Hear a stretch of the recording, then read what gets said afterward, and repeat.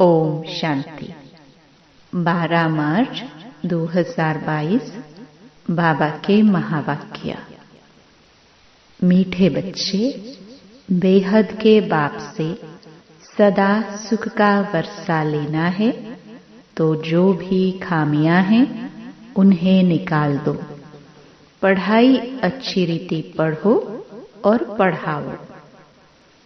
प्रश्न, बाप समान सर्विस के निमित्त बनने के लिए कौन सा मुख्य गुण चाहिए? उत्तर, सहनशीलता का। देह के ऊपर टू मच मोह नहीं रखना है। योग बल से काम लेना है। जब योग बल से सब बीमारियां खत्म होंगी तब बाप समान सर्विस के निमित्त बन सकेंगे। दूसरा प्रश्न, कौन सा महापाप होने से बुद्धि का ताला बंद हो जाता है?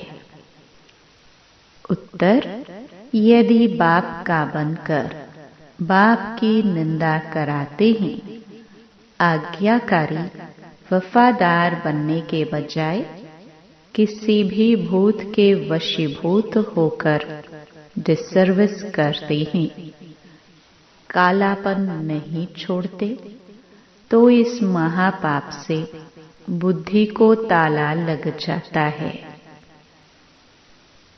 गीत, कौन आया मेरे मन के द्वारे। ओम शांति। भगवान वाच, बच्चे जान चुके हैं कि निराकार जो पतित पावन ज्ञान का सागर है, वह बैठ आत्माओं को पढ़ाते हैं।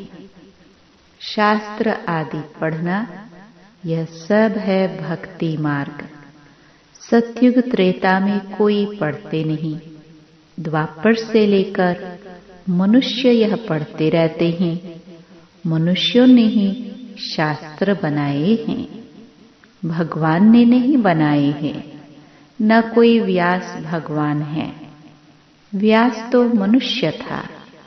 निराकार परमपिता परमात्मा को सभी याद करते हैं। भूल सिर्फ यह की है जो गीता का भगवान श्री कृष्ण को समझ लिया है। बाप समझाते हैं, ज्ञान का सागर मैं हूँ, न कि श्री कृष्ण। इस बेहद के दुनिया की हिस्ट्री, ज्योग्राफी आदि से अंत तक बाप ही जानते हैं कि कैसे यह आत्मा आती है। मूल वतन, सूक्ष्म वतन और यह है स्थूल वतन। यह चक्र कैसे फिरता रहता है, यह नॉलेज सिवाय मुझ निराकार बीज रूप ज्ञान सागर के और कोई सुना नहीं सकते। फिर जब भक्ति मार्ग शुरू होता है तो भगत ही बैठ यह शास्त्र आदि बनाते हैं। यह शास्त्र तो फिर भी बनने हैं, ऐसे नहीं कि यह बनना बंद हो जाएंगे। भारत का असुल आदि सनातन धर्म है ही देवी देवता। सतयुग आदि में देवी देवताओं का राज्य था। भारतवासी अपने धर्म को भूल गए हैं। जो पावन थे अब वह पतित बन गए हैं। इसलिए भगवान कहते हैं, मैं आकर तुमको पतित मनुष्य से पावन देवता बनाता हूँ।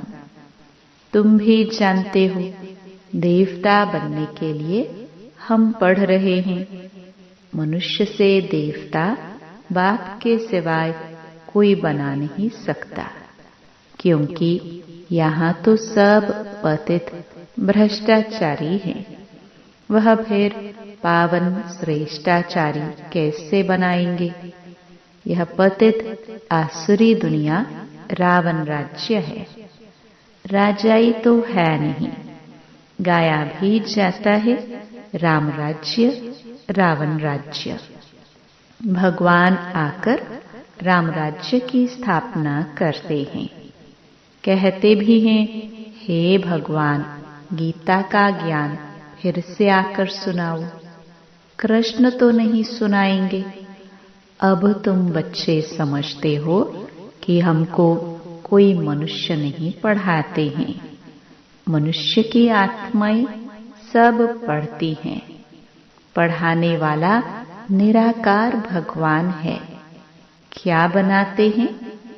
मनुष्य से देवता। यह है एम ऑब्जेक्ट। स्कूल में एम ऑब्जेक्ट के सिवाय कोई क्या पढ़ सकेंगे? तुम बच्चों की बुद्धि में है कि हम फिर से मनुष्य से देवता बनने आए हैं। पढ़ाने वाले को भी पूरा जानना चाहिए। उनका नाम है शिव। शारीरिक नाम तो है नहीं। और पढ़ाने वाली होती हैं आत्माएं, जो अपने अपने शरीर द्वारा पढ़ाती हैं। हर एक को अपना शरीर है।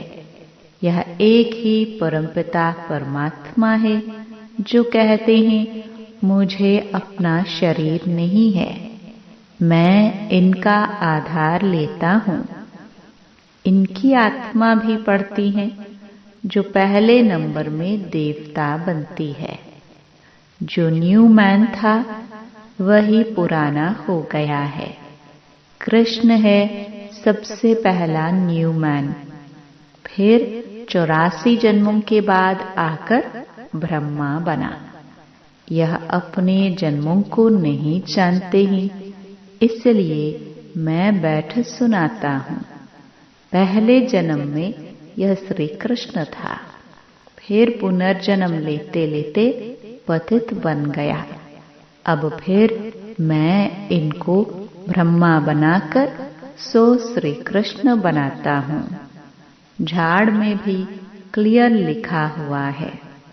नीचे यह तपस्या कर रहे हैं ब्राह्मण रूप में। ऊपर में वही ब्रह्मा पतित दुनिया में खड़े हैं और यहाँ संगम पर अब तपस्या कर रहे हैं। तत्त्वम्। तुम भी देवता थे, फिर पुनर्जन्म लेते लेते पतित शूद्र बने हो। अब फिर तुम पावन बनते हो। जानते हो, पतित पावन परमपिता परमात्मा द्वारा हम पावन बन रहे हैं। बाप उपाय बताते हैं कि मुझे याद करो। मुझे याद करने से ही तुम पावन बनेंगे। आत्मा और शरीर दोनों ही पावन तो सिर्फ सत्युग में ही होंगे। यहाँ शरीर सबको पतित मिलता है। सबसे खराब भ्रष्टाचार है काम विकार। विष से पैदा होने वालों को ही भ्रष्टाचारी कहा जाता है। सत्युग में कोई भ्रष्टाचारी होता नहीं, क्योंकि वहाँ विष ही नहीं। कृष्ण को संपूर्ण निर्विकारी कहा जाता है। फिर निर्विकारी ही विकारी बनते हैं। सत्युग त्रेता में विकार होता ही नहीं, इसलिए बाप कहते हैं, इन 5 भूतों पर विजय पानी है। बाप ही विकारी दुनिया को निर्विकारी बनाते हैं। कई हैं जिनको धारणा बिल्कुल होती ही नहीं है। क्रोध का भूत, लोभ का भूत, मोह का भूत एकदम काला कर देता है। सबसे गंदा है काम विकार।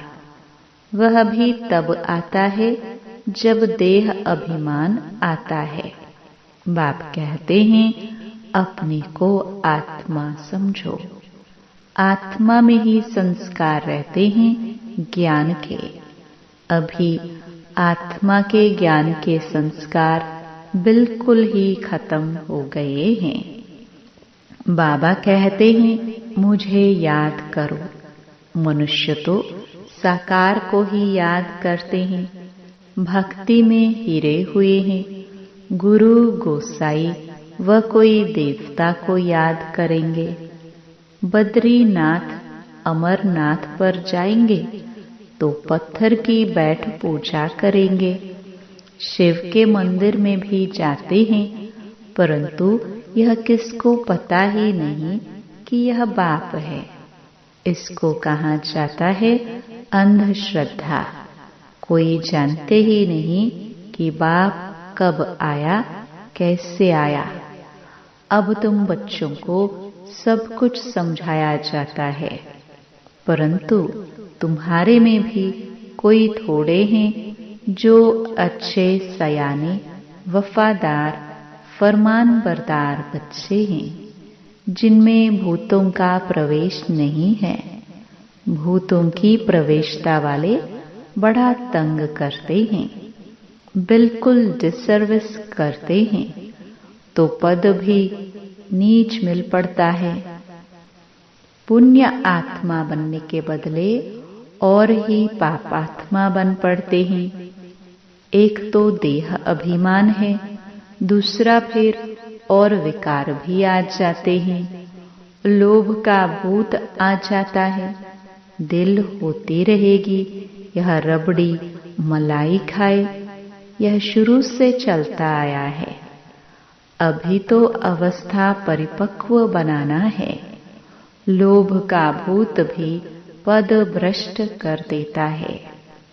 आधा कल्प इन भूतों ने हैरान किया है। जो कहते हैं हम पुण्य आत्मा बनते और बनाते हैं, वह खुद ही पापात्मा बन पड़ते हैं और दूसरों को भी बनाने लग जाते हैं, नाम बदनाम कर देते हैं। अगर तुम्हारे में ही क्रोध का भूत है तो तुम दूसरों का फिर कैसे निकालेंगे। कोई देह अभिमान की उल्टी चलन देखो तो रिपोर्ट करो। धर्मराज के पास तो रजिस्टर रहता है। फिर सजा भोगने के समय तुमको सब साक्षात्कार कराएंगे कि तुमने इन भूतों के वश बहुतों को तंग किया है। कई बच्चे क्रोध की अग्नि में जल मरते हैं। आत्मा बिल्कुल काली बन जाती है। डिसर्विस करते तो बाबा बुद्धि का ताला बंद कर देते हैं। उनसे फिर कोई सर्विस हो न सके। अंत में बाबा सब साक्षात्कार कराएंगे। फिर बहुत परेशान होंगे। इसलिए बच्चे ऐसा कोई काम नहीं करना चाहिए।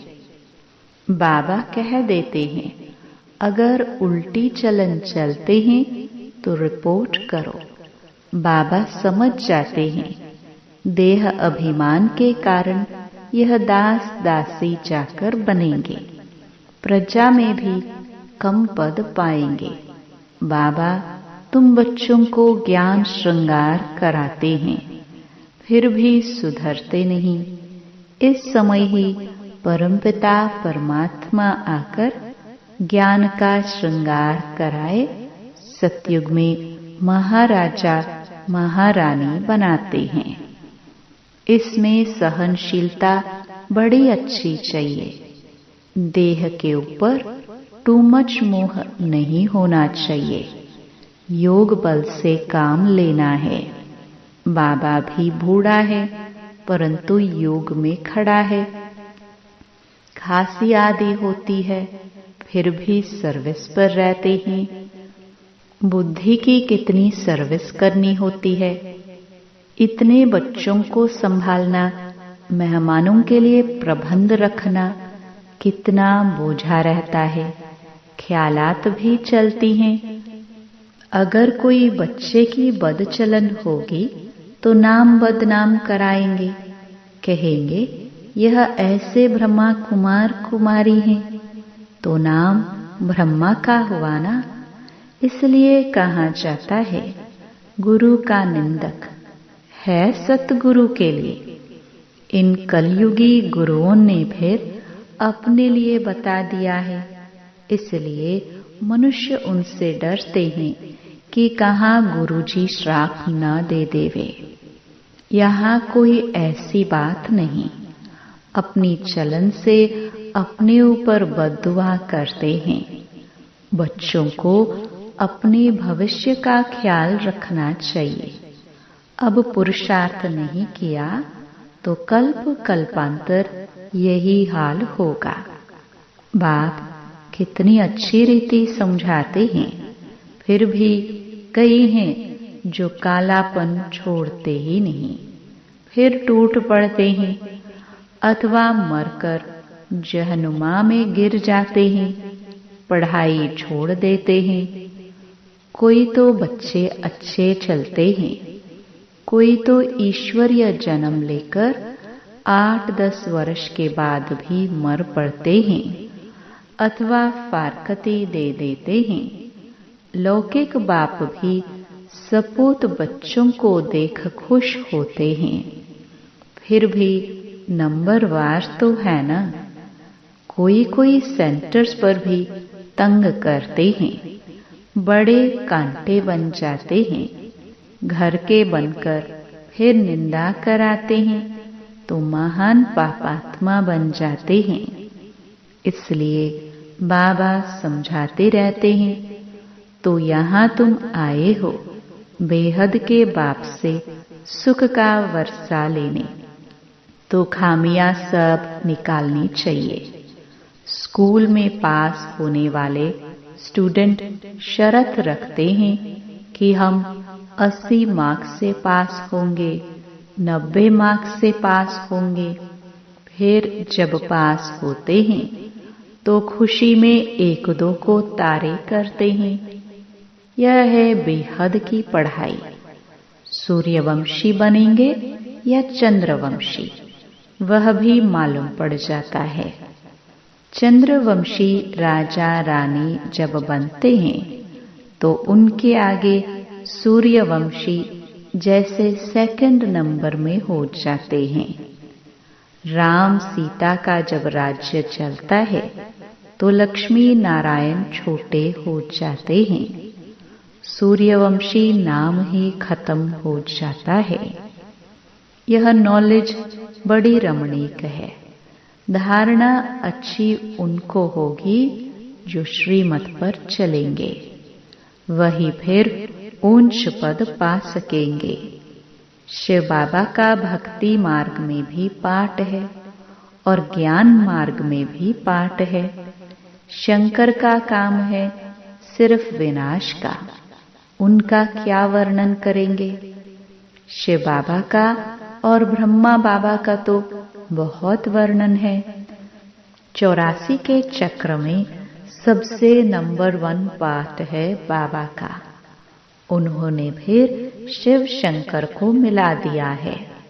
शिव बाबा का तो सबसे बड़ा पाठ है। सभी बच्चों को सुखी करना कितनी मेहनत का काम है। फिर आराम करते हैं। इनका ब्रह्मा का तो 84 जन्मों का पाठ है।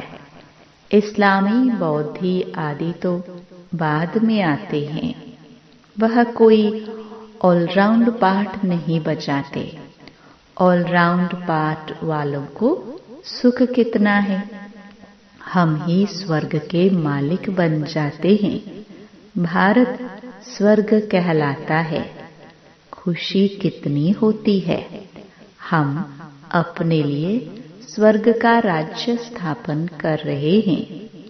औरों को भी समझाना है जो वहां आकर अपनी जीवन बना ले। तुम आए हो परमपिता परमात्मा से स्वर्ग का वर्षा लेने। बुद्धि में अगर एम ऑब्जेक्ट नहीं होगी तो बाकी यहाँ बैठ क्या करेंगे। ब्राह्मण हैं ब्रह्मा के मुख वंशावली। बेहद का बाप बेहद के बच्चे लेते हैं। कितने ढेर बच्चे हैं। ब्रह्मा का बनने बगैर शिव बाबा से वर्षा ले नहीं सकते। भारत श्रेष्ठाचारी था। वहां कोई भूत नहीं था। एक भी भूत है तो व्यभिचारी कहेंगे। भूतों को तो बिल्कुल भगाना है। बाबा को बहुत लिख भेजते हैं, बाबा काम का भूत आया परंतु बच गए। बाबा कहते हैं, बच्चे तूफान तो बहुत आएंगे परंतु कर्मेंद्रियों से कोई कर्म नहीं करना, भूतों को भगाना है, नहीं तो सूर्यवंशी चंद्रवंशी बन नहीं सकेंगे। ध्यान में जाना भी अच्छा नहीं है क्योंकि माया बहुत प्रवेश हो जाती है। अच्छा, मीठे मीठे सिखिलदे बच्चों प्रति माता पिता बाप दादा का याद प्यार और गुड मॉर्निंग। रूहानी बाप की रूहानी बच्चों को नमस्ते। धारणा के लिए मुख्य सार। पहला, कर्मेंद्रियों से कोई भी विकर्म नहीं करना है। ऐसी कोई चलन नहीं चलनी है जिससे अनेकों की बददुआएं निकले। अपने भविष्य का ख्याल रख पुण्य कर्म करने हैं। दूसरा, अंदर जो भी कालापन है, देह अभिमान के कारण भूतों की प्रवेशता है, उन्हें निकाल देना है। ज्ञान से अपना श्रृंगार कर सपूत बच्चा बनना है। वरदान, बिजी रहने के सहज पुरुषार्थ द्वारा निरंतर योगी, निरंतर सेवाधारी भव। ब्राह्मण जन्म है ही सदा सेवा के लिए। जितना सेवा में बिजी रहेंगे उतना सहज ही मायाजीत बनेंगे। इसलिए जरा भी बुद्धि को फुर्सत मिले तो सेवा में जुट जाओ। सेवा के सिवाय समय नहीं गवाओ। चाहे संकल्प से सेवा करो, चाहे वाणी से, चाहे कर्म से। अपने संपर्क और चलन द्वारा भी सेवा कर सकते हो। सेवा में बिजी रहना ही सहज पुरुषार्थ है। बिजी रहेंगे तो युद्ध से छूट निरंतर योगी, निरंतर सेवाधारी बन जाएंगे। स्लोगन, आत्मा को सदा तंदुरुस्त रखना है तो खुशी की खुराक खाते रहो। ओम शांति।